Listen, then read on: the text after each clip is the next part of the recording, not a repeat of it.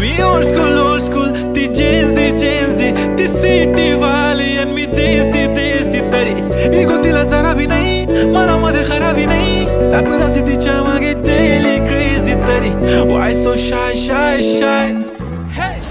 सुंदरी तुझं नाव काय आहे तुझं गाव काय आहे ग अरे सुंदरी तुझं नाव काय आहे तुझं गाव काय आहे ग